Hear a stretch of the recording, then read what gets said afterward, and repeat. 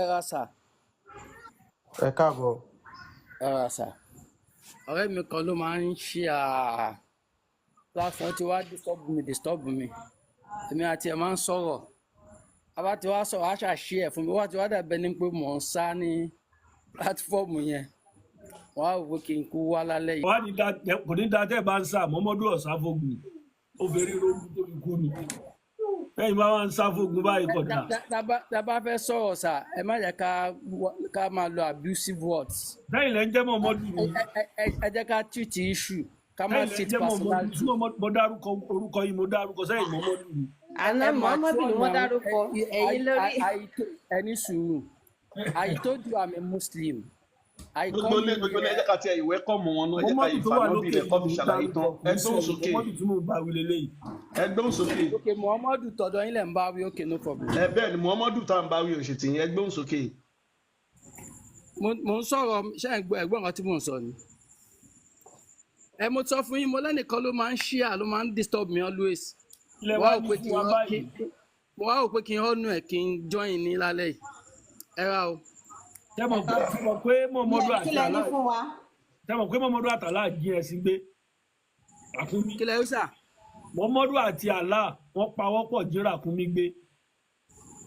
ẹ̀yin lẹ sọ yẹn ẹ mú any of the scholar láyé tó sọ ń tẹ́ ẹ sọ yẹn because ẹ̀yin ò ní rẹ́kọ̀dù tí a lè fi buttress inú reference ayé ṣá máa sọ pé lágbájá ẹ̀ sínú rẹ́kọ̀dù àwọn scholars ẹ̀ mú scholars kan wá tó sọ.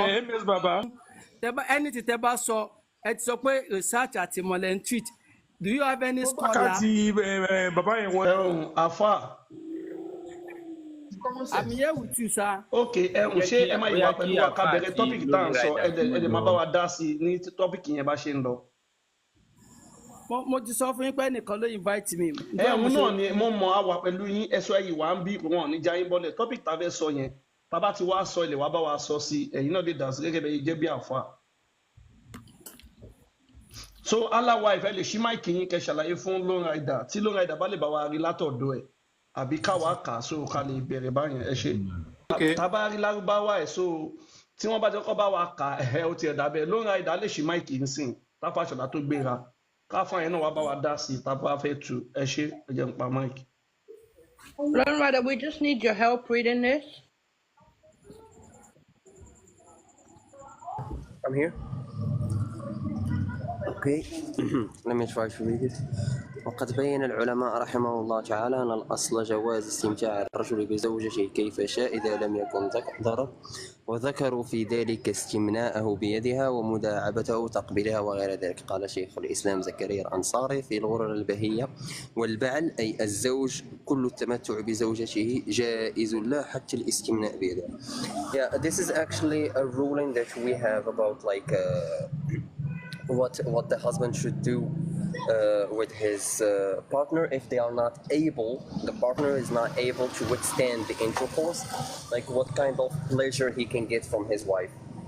He can use her hand to masturbate. He can actually do something called tayin or al-mufakhada, which is pretty much putting his private thing between her thighs, and that will help. And this also goes for the little girls that they cannot withstand the sexual intercourse. You can do these things with them according to the person mentioned here, the Imam mentioned here, Zakaria al-Ansari, in his book. He mentioned that it is totally permissible and he has no punishment, and it's okay for him to do such a thing because it's the husband, and the husband has the right to pleasure himself with his wife. So it means that if someone married a child that is probably she's still very young, you can do anything aside intercourse just to make sure you Yes, you can. Like there are some texts that they actually goes to the details to what the husband could do, and they mention, like as I said, using her hand to touch yourself, kissing, licking, and all sorts of stuff, like pretty much all sorts of foreplay except the penetration. Okay. Captain Yoruba. ẹ̀wọ̀n aláwọ̀ ìtẹ́ tó gbóhùn sókè yẹ ká béèrè lọ́wọ́ àfa mò ń gbọ́ yín mò ń dá yín lóhùn. so ẹ̀wọ̀n ẹjọ́ ẹ lè gbẹ́nu súnmọ́ ìka lè gbọ́ yín dáadáa ṣẹ́ lè bá wa ka kíní yẹn lárúbáwá tí ìyá wa tó bá wa tu. àti tó ń sọ o àti tó wà lójú mi ò tiẹ̀ rí mi sáìtì mi ò wà bẹ́ẹ̀ yẹn. ẹ bọ̀ báwo lè ṣe wá fẹ́ kà á ti gbé ẹ̀rí nǹkan tí a fẹ́ sọ. ẹ sọ Yorùbá ẹ kọ jẹ́ ká tí tọ́pìkì kíkà kọ ẹ ka Yorùbá ẹ mi ò lè rí. ẹ má bínú ẹ mọ nǹkan tá a ṣe máa ń ṣe bẹ́ẹ̀ bí báyìí àwa máa ń gbé ẹ̀rí síta àwọn míì máa wá sọ pé àwọn fẹ́ rí. ẹ ka Yorùbá ẹ máa ẹ ní sùúrù àfa a máa ka Yorùbá ẹ ní sùúrù tọ́wọ́n àfa bá débi wọ́n máa ní ká gbé lárúbáwá jáde ọ̀ ká fi hàn wọn àwa dẹ̀ máa ń mú ẹ̀rí jáde a kì í sọ nǹkan láì mẹ́rin jáde. nǹkan tí a dẹ̀ ń kà ní fatwa a wá fẹ́ kí ẹ rí ṣẹ́gẹ̀t kẹ́lẹ̀ tẹ́ bá kà fúnra yín kò ní jẹ́ pé bí ẹ máa ní nǹkan ta kà fún yín bí yàwá la kọ́ la ṣe fẹ́ kẹ́ kà. àìsà mi wàláhì mi rí nǹkan àti tó ń sọ àti tí mò ń tó ń sọ gan mi ò gbọ́ mi ò rí gan. ok ẹ má bínú ó yẹ má bínú bọ́ tó bá ka lárúbáwá fún yín ṣe gbọ́ àbí ká ní kó tún kà fún yín. ẹ ka Yorùbá ẹ má wọ orí. no ẹ ní sùúrù àfà ẹ má bínú ẹ jọ ṣé tó bá ka lárúbáwá fún yín ṣe máa tún Yorùbá ká ní kó kà fún yín. ṣé ẹ̀yin ṣẹ́yìn gbọ́ lárúbáwá tí wọ́n kẹ́ lárúbáwá mo fi ń sọ̀rọ̀ sà. ẹ ní sùúrù sẹ ẹ ní sùúrù tiyín náà ni mo ń ṣe ṣé àkànbí. ṣẹ́ẹ̀tì àwọn Jamiu Adégúnwà ni. ẹ bẹ́ẹ̀ ni mo mọ̀ so ṣé ẹ jẹ́ kó ka lárúbáwá yẹn fún yín kẹ́ wá tu àbí ewu lẹ́fẹ́. ẹ ka Yorùbá ẹ má wọrí. ok ta tó ka Yorùbá yẹn ẹ má bínú ṣé Yorùbá lè máa fi ń kírun.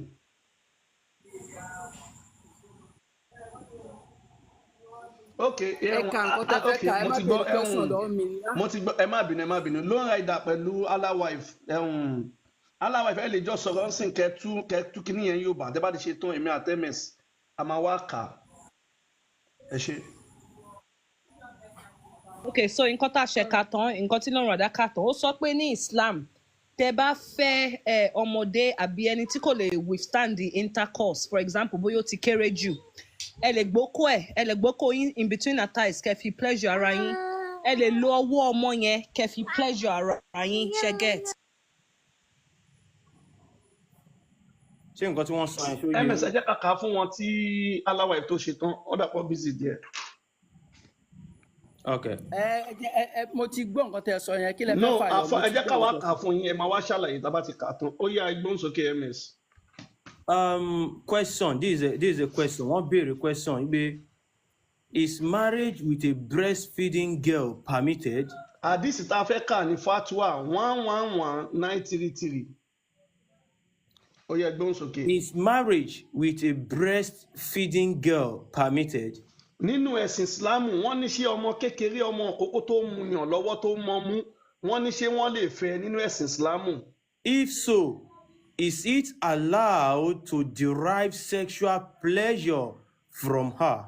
Wọ́n ní tó bá jẹ́ bẹ́ẹ̀ pé ṣé wọ́n lè bá irú ọmọ kékeré bẹ́ẹ̀ tó ń muyàn lọ́wọ́ tó yìí mú ọmú ṣé wọ́n lè bá alájọṣepọ̀ nípa ìbálòpọ̀ ìbásùn. Such as kissing and other forms that do not harm her. Bóyá bí kọ́ tẹnu ẹ jẹ́ ká délé àfa ẹ jẹ́ ká délé bẹ́ẹ̀ ní ká kà á. ẹni sùúrù ẹ jẹ́ kó ka òyìnbó yẹn má wọrí ẹ má. ó ti àfa a máa tu àwọn èèyàn wa tó ń gbọ́ wá nílé lóko Yorùbá ni wá Yorùbá lédè wa Yorùbá ló dùn lédè gbogbo àgbáyé kò sédè tó dàbí èdè Yorùbá.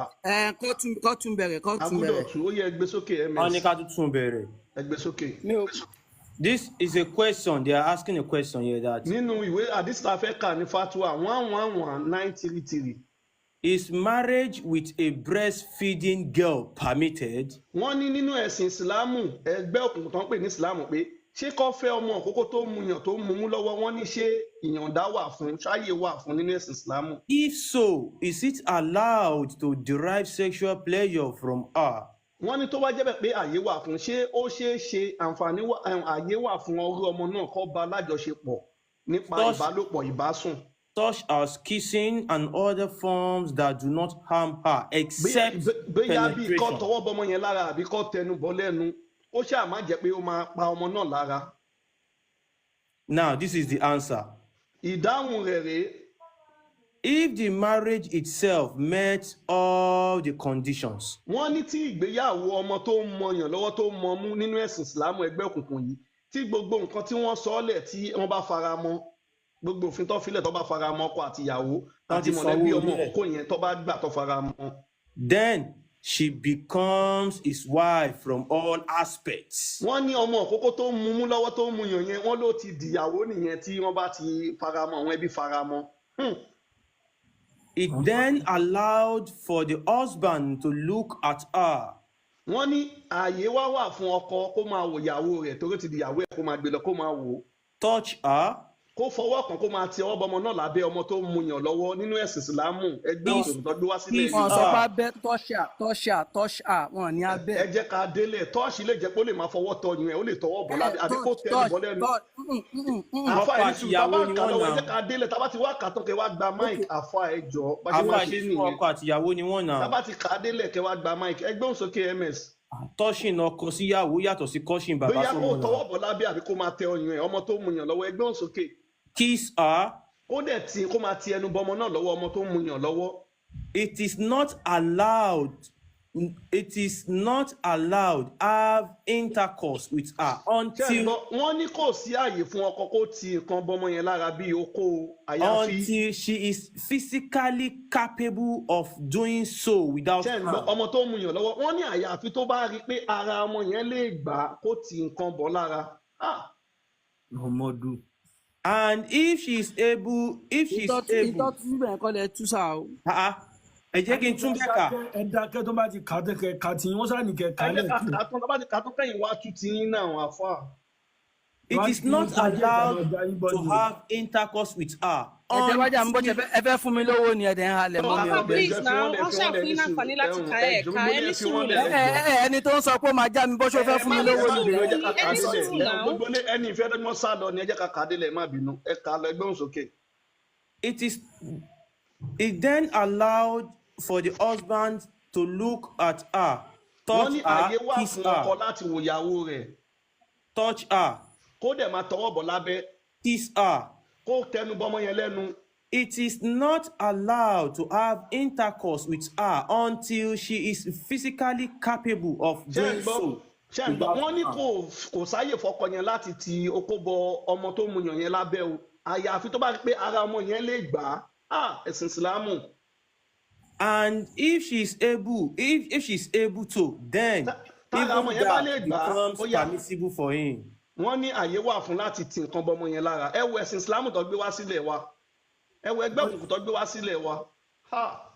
nǹkan tí Muhammadu fún ló fún yín nìyẹn o. So àfà lè gbóhùn sókè. àfa ilé gbóhùn sókè báyìí so aláwa ìfẹ́ gba máìkì pẹ̀lú àfa ẹ jẹ́ n pa máìkì mi. Thank you, thank you. ṣe ẹ délẹ̀ sà number one fatwa ni wọ́n sọ ní tó ń jẹ́ fatwa ni kò ń ṣe pé ọlọ́run ànábì ló sọ fatwa àwọn àáfà àkọ́kọ́ tó ń pè ní sharia ni pé in tó máa capable láti balance gbogbo ayé in case tí nǹkan yìí bá ṣẹlẹ̀ kò sí nǹkan kan àkọ́kọ́ ni pé ẹ lè sọ fún mi pé in tó sọ yìí wọ́n ní Muhammad ṣe sallallahu alaihi wasallam ẹni sùn ẹ ti sọ ti yín o that's number one wọ́n sọ pé Muhammad ṣe ìkànnà àwọn sàábà ṣe in tó ń pè ní fatwa ni pé in tó máa fi justify gbogbo ayé in case tó bá ṣẹlẹ̀ that's number one. Number two òun ni pé ìlú tí ò sófin kò ṣẹ̀ṣẹ̀ Yorùbá lófin lápèjúwe nísìn àyèmọye kódà nílẹ̀ Yorùbá ẹni bá ṣe nǹkan tó ṣe nǹkan wọ́n lè nìkan tì sí gbowó mọ́lẹ̀ lápèjúwe Ọ̀rànmíyàn ó fi ọmọ ẹ̀ rúbọ fún. àfa mi mọ̀ bí ẹ̀hún pílátọ́ọ̀mù àtẹ̀wá nǹkan tẹ́ bá máa sọ mí báyìí tí ẹ bá ní ẹ̀rọ alápá máìkì yẹn ìdákẹ́ná ẹ dákẹ́tẹ́ gbọ́ òfin tó wà mí báyìí nǹkan tí ẹ bá lẹ́rìí ẹ̀ wọn kì í sọ mí báyìí ẹ lè wá máa sọ Yorùbá movie mí báyìí ẹ ìpa máìkì yín kẹ́ gbọ́ òfin mí báyìí náà nǹkan tá a bá máa sọ mí ẹ̀rípa máa ń mẹ́rin ẹ̀ jáde so nǹkan tá a dẹ̀ ń sọ mí báyìí Lárúbáwá Muhammadu Allah Saudi Arabia hadith Quran là ń sọ ṣé ó yé yín tẹ́ bá ti fẹ́ sọ̀rọ̀ ẹ má sọ̀rọ̀ nípa ilẹ̀ Yorùbá mọ́ tẹ́ bá ti ṣí máìkì yín ẹ tẹ̀lé ìlànà wa ń bí báyìí torí ọ̀rọ̀ tí ẹ lẹ́rìí lẹ́fẹ̀ẹ́ máa sọ ń sìn ẹ ṣí máìkì yín so aláwa ìfẹ́ ṣiṣẹ́ yín tó bá ti ń lọ sílẹ̀ Yorùbá ẹ di ẹnu wọn. ẹ má ní mi ò lẹ́rìí sà. no ṣe gbọ́ nǹkan tá à ń sọ fún yín ṣe gbọ́ nǹkan tá à ń sọ ètò tá à ń ṣe títí nìkan lè fẹ́ kí n gbọ́. no eléyìí ò ṣe pé tiwa ẹ gbọ́ nǹkan tá à ń sọ ẹ gbọ́ nǹkan tá à ń sọ ètò tá à ń ṣe ń bí báyìí Muhammadu, Allah, Saudi, Quran, Hadith là ń sọ. Tẹ́ bá fẹ́ sọ yẹn, tẹ́ bá ti lẹ́rìí, ẹ lè wá lọ́jọ́ a máa ṣètò fún yẹn kẹ́ mẹ́rin yín wá. So ẹni ẹ sùúrù sà tẹ̀síwájú. ẹni sùúrù number one tẹ́lẹ̀ mo believe pé èèyàn náà máa láǹfààní láti chip No, in nǹkan tó idea bá tiẹ̀ yín sọ ẹ̀sùn ẹ ti nǹkan tí láì wọ́n dá sọ tiẹ̀ fún ọkọ yín ẹni sùúrù ẹ mo àfáà. ti gbọ́ Aláwa ẹni ìfẹ́ tí sùúrù ẹni máìkì kẹ́ bá wọn sọ̀rọ̀ ẹ gbọ́ nǹkan tí wọ́n ń bá yín sọ ẹ ti ń sọ nǹkan míì. ẹni Wọ́n sùúrù sọ̀rọ̀ Muhammadu àti Saudi ẹ̀ ń sọ̀rọ̀ ok mílíọ̀nù tó nǹkan tó papọ̀. sọ yìí Mr. nǹkan tó sọ Muslim, yìí hello. wọ́n ní Hello. ẹ jẹ́ kí n sọ nǹkan tẹ́ sọ Ẹ ní sùúrù. Tó bá ní kéèyàn ní sùúrù, ọmọlúwàbí máa ń ní sùúrù ni. mi ò ń ṣọ́ wọn lóàbí nìyẹn ẹ láìkẹ́ máa yìn sọ́ọ̀tì èèyàn. Hello. Aláwa ẹ má bínú, Aláwa ìfẹ́ sí máìkì ẹ bá wọn sọ̀rọ̀. Ẹ jẹ́ ká Aláwa ìṣiṣẹ́ yẹn. Let me Tó bá quickly ti tell ṣe them what that ẹ ṣe gbogbo iṣẹ́ yín fún. Kò sẹ́ni Okay. tó máa dá yín lẹ́bi. Lone Rider. Number one, he's saying that this is the fatwa that he's trying to divert, saying that it's not the Quran. Number one. Number two, he just deflected and went into like Yoruba this, Yoruba that. So that is not our topic. Alpha, what do you understand? Kilonje fatwa. mo ti sọ lẹ́ẹ̀kan mo ní nǹkan Yeah, tẹ́ but ẹ kà kilonje yìí back. Talon make rules here. Who does the fatwa rule? ni nǹkan táwọn àáfàá tí wọ́n wò pé òfin ló ń jẹ́ fatwa bí ìdájọ́ yẹn ó ṣẹlẹ̀ kò tí ì ṣẹlẹ̀ wọ́n ti mú wá in tó ń jẹ́ ṣẹ̀ríà ni in tó balance gbogbo ayé bí òfin constitution kò mí ipò ti jalè but tó bá jalè nǹkan báyìí ló máa ṣẹlẹ̀ òun ló ń pè ní fatwa.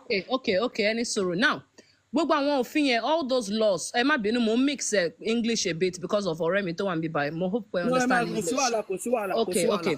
Now, so gbogbo àwọn fatwa, gbogbo rulings yẹn, gbogbo law yẹn, ibo ló ti gather it together. Ṣé inú Quran, inú Hadith, how did they combine all the laws tó wá fi ṣe fatwa? Ibo ló ti rí?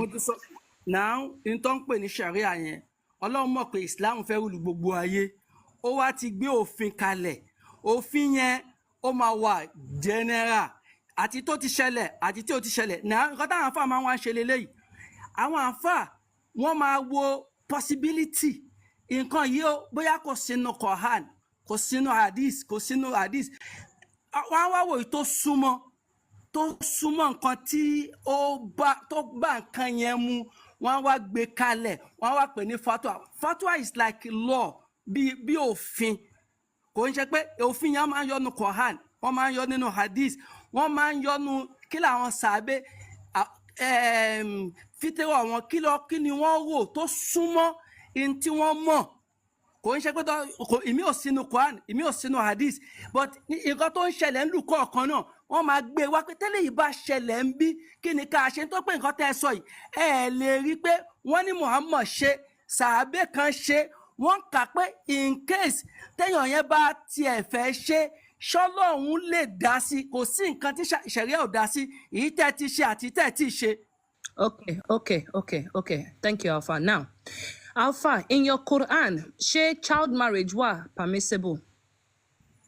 Ìdí tí mo ṣe bí ní because ẹ sọ pé okay, some of them it's not coming from the Quran. Àwọn kan wà tó ń wá láti Quran. Ṣé get? So in your Quran, nínú Quran yìí, ṣé child marriage wà permissible? Child marriage wà permissible. Okay, thank you. So let's not any suru, just simple question. Ẹ mọ̀ pé just share pẹ̀lú respect. Má jẹ́ kẹ́ sọ̀rọ̀. Child ó wà. So child marriage one in the Quran. So now, fatwa, the fatwa we just read now. Ó fún wa ní instruction. Ó ní pé tọ́mọ yẹn bá ti kéré jù, if the child is too young, gbogbo nǹkan tẹ́ lè ṣe nìyí. Ṣé ẹ agree pẹ̀lú fatwa yìí àbí da'if ni? Kí ló ń jẹ́ da'if ma? Unauthentic. Mo mọ̀ pé hadith la máa ń lò fún, but bẹ́ẹ̀ ṣe ń sọ̀rọ̀ bẹ́ẹ̀ ni pé ẹ agree o. Fatwa yìí ṣé ẹ disagree àbí ẹ agree pẹ̀lú ẹ̀? Ṣé wà authentic? Ẹni sùúrù, ṣé proper ruling Islam lẹ́gbàá gbọ́, lẹ́gbàá kó jẹ́, ṣe get nǹkan tí mo ń sọ, like ṣe accept it? I don't dispute that. Mo ti sọ pé wọ́n ti gbé kinní kalẹ̀ láti balance àti tó ṣẹlẹ̀ àti tí ò ṣẹlẹ̀. Mi ò dispute pé Islam allow child marriage. Mi ò dispute pé wọ́n fún wọn lórí ọ̀fẹ́. in tó bá ṣẹlẹ̀ níbi kọ̀ọ̀kan kí ni kó ṣe Islam ń ṣe sí ọpọlọ Ọlọ́run ní wà látẹ̀tẹ̀ ẹ má fi ìfẹ́ inú ara yín lu ìgbésí ayé yín tí kíní bá wá ṣẹlẹ̀ sẹ́nibọ́dì wúlù ìsí ẹ̀ ni wọ́n mú wá wá lè rí i pé Muhammad ṣe sàábé ṣe but a lè rí èèyàn tó ṣe nínú ayé tá a bá rí èèyàn tó ṣe nínú ayé òfin gbọ́dọ̀ wà ìlú tí ò sófin kò sí Ọlọ́run ló láyé yìí ó ti gbé òfin yẹn kalẹ̀ tá a bá rẹ́ni tó ṣe kán pa ni àbí Ọlọ́run ò ní dá sí Ọlọ́run dá sí gbogbo ọ̀rọ̀ tó máa ṣẹlẹ̀. èmi wá ẹjọ́ ẹni sùúrù mo fẹ́ bí nìsí ṣé ọmọ ìkókó ló ń sọ̀rọ̀ nípa nínú fatwa ní pé tọ́mọ yẹn bá tiẹ̀ ṣe ń mú ọyàn lọ́wọ́ so ṣé ẹ̀yin ẹ lè gbé oko yín kẹ́ máa fi rọ́ọ̀bù baby's leg. madam nínú nǹkan tẹ̀ ẹ̀ka ẹ fún mi ní sásìsì kan pé nìkan ti ṣe. nǹkan tí mo bí yín kún nìyẹn o ẹni sùúrù sir over here èmi ò ń fi àwọn èèyàn ṣe example we look at what Islam kí ni Islam sọ ṣe get èmi ò care nípa èèyàn because we have good Muslims we have bad Muslims ṣe get èmi ò attack anybody now I'm going into your scripture your Islam now ṣé ẹ̀yin lè gbé oko yín kẹ́ fi máa fọwọ́ kan ọmọ tó ń mọyàn yes or no. ẹ̀gbọ́n nǹkan tí mo sọ ni mo sọ kinní kan fún yín pé constitution ó máa sọ ìtẹ̀yàn bá lápèjúwe nísìn tẹ́ bá dé yes or no yes or no constitution I'm asking you a question ẹ̀yin ni mò ń bí nísìn ẹ̀yin because you follow this religion ẹni sùúrù Mr. Alpha ẹ ń jẹ́ kí conversation yìí wà very frustrating ẹjọ́ simple question ni mo bí you admitted ẹni sùúrù náà Alpha ẹni sùúrù ẹ ti admit you've admitted that child marriage ó wà nínú Islam number one ẹ sọ pé dispute number two we have read this fatwa àti ka fatwa yìí nísìn àti rí rulings tó sọ fún wa pé tọmọ yẹn bá ṣì kéré jù o nǹkan tẹ́ lè bá ṣe nìyí èmi wá ń bí yín because ẹ̀yin you are a practitioner of this religion ẹ follow ẹ̀sìn yìí ṣe get so mo ń bí yín ṣé ẹ̀yin lè gbé oko yín tó tóbi yẹn ṣé ẹ lè fi kan ọmọdé lẹ́sẹ̀ nǹkan tí mo ń bí yín nìyẹn. èmi tí wàá dá yín lóhùn òfin mo tún repeat ẹ nítorí pé lófin kò ń ṣe pé mi lè ṣe personalize issue ilele Sharia is general for everybody tá a bá rẹni tó ṣe nínú ayé ẹ lè sọ fún mi pé wọ́n mú instances kan pé nìkan ṣe ìtẹ̀yìn fojú wò ni pé ẹ ń fojú wo ọ̀dọ̀ tí nítorí pé gbogbo nǹkan tí ẹ ń ṣe lọ́dọ̀ yín kò kọjá tribe Ọ̀rúnmìlà Ifá kò rúùlù nation kan rí Sharia Islam. ẹjọ ẹjá ṣe nǹkan kan tẹ́ bá ní question nípa ìṣẹ̀ṣe ẹjọ èmi I'm an atheist me I don't believe in God ẹ jẹ́ make it clear so point in here kò ní make sense to me I say it proudly I don't believe anything me ní religion and I'm not an ìṣẹ̀ṣe person either so any question tẹ́ bá ní pẹ̀lú ìṣẹ̀ṣe ẹ wá another day let's stay on topic mo ń bí simple question mi ò kúrò lórí tọ́pìkì mi tó bá gbófin kalẹ̀ mà ṣómi ni pé mi ni mo ṣe ni kò ẹ má da ojú òfin yẹn kò èmi. mi sọ pé yín lè ṣe mo sọ pé ṣé yín lè ṣe ṣé mo lè ṣe kọ́ ṣáwọn èèyàn lè ṣe Ọlọ́run mọ̀ pé nìkan lè ṣe ẹ máa gbọ́ ẹ wá ní sùúrù tí Kùránì bá ní fault ẹ máa gbọ́ mà tí Kùránì bá ní fault tí fatwa ní fault ẹ fún wa ní ìwé kan tó máa bá a mú tá a máa fi lo òfin nínú ayé. Yorùbá for instance Yíbò for instance Yíbò ẹ máa gbọ́ mà ẹ jẹ́ kí n ráǹdà ọmọ Yíbò ẹni sùn ẹ jẹ́ kí n ráǹdà ọmọ. báyìí kan ń pariwo tí ò ní ìtumọ̀ níjàre. ẹjọ́ ẹni sùúrù gbogbo lé ó sọ pọ́ìntì kan nísìnyí ó ní sí Ọ̀rúnmìlà rúlọ ayé ni Ọ̀rúnmìlà ò níwà pálapàla bí Muhammadu owó gbèsè ayé Muhammadu bó ṣe rí ni Ọ̀rúnmìlà jagun. òbí ọmọ ẹ̀wọ̀n àkànbí ẹ fi àfọ ilé ẹjẹ kálá ìmọ̀ àmọ́ bí yín pààyàn ọbọ̀ ọmọ kókó sùn ọbẹ̀ ẹlẹ́dẹ̀ sùn ọbọ̀ òkú sùn. Ọ̀rúnmìlà Muhammad tẹ̀ sọ yẹn àwọn èèyàn 2 billion ló ń tẹ̀.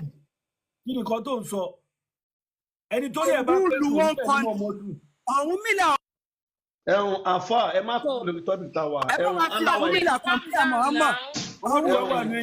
aláyé bàjẹ́ ni Muhammadu. àkànbí ẹ̀wà yìí ní sùúrù náà àkànbí àfọ ẹ má kúrò lórí tọ́pìkì tá a wà ẹ fi tọ́pìkì tá à ń sọ ní kẹyìn sọ á ti mọ̀ pé akótilétà ní gbogbo yín bàbá oníbàbá lẹ̀ ń pọ́nlé àmọ́ ẹ dúró sórí tọ́pìkì tá à ń sọ tábà fẹ́ sọ tọ́pìkì nípa ilẹ̀ bẹ́ẹ̀ ṣe ṣe yẹn nítorí pé mo No. kàn ní sùúrù mo ṣe wà ẹ ní sùúrù tábà fẹ́ sọ tọ́pìkì nípa ilẹ̀ Yorùbá ọjọ́ mi kò dẹ́ ṣe lórí pílàfọ́ọ̀mù wa níbí báyìí ẹ jẹ́ tó sọ fún yín lẹ́ẹ̀kan sí okay nǹkan tẹ̀mí ń bèrè ni pé ẹ gbọ́ nǹkan tá à ń sọ fún yín tẹ bá ń lágbà ńlẹ̀ lọ bèrè lọ́wọ́ wọn pé ṣé ọ̀run mi làárọ̀ lùbì kan lọ bèrè ńlẹ̀ níbí báyìí tọ́pìkì tá à ń sọ Muhammadu this man get out tell me lẹ́yìn bá wípé tí n bá lágbàlẹ̀ how old are you nǹkan tá à ń sọ ẹ nìyẹn kàn ń jẹ́ kí èèyàn fẹ́ piss off. ẹ ní sùúrù àníkẹ́ má bínú tọ́pìkì tá à ń sọ ẹ dúró sórí ẹ̀ là ń sọ fún yín you are in. ṣe get so aláwa ìfẹ́ ṣí máa ìkẹ́ máa sọ̀rọ̀ lọ tọ́pìkì tá a wà ní kẹ́ dúró lé lórí tẹ bá fẹ́ búlẹ̀ Yorùbá ẹ lágbàlẹ̀ ẹ lọ bá wọn kẹ lọ bá wọn fà níbí báyìí Muhammadu Allah Quran hadith òun là ń sọ. It So, ẹ will be tẹ̀síwájú. better not to abuse. mi ìbú yín àfa mi ìbú yín aláwa ìfẹ́ ṣí máa ìkẹ́ máa tẹ̀síwájú.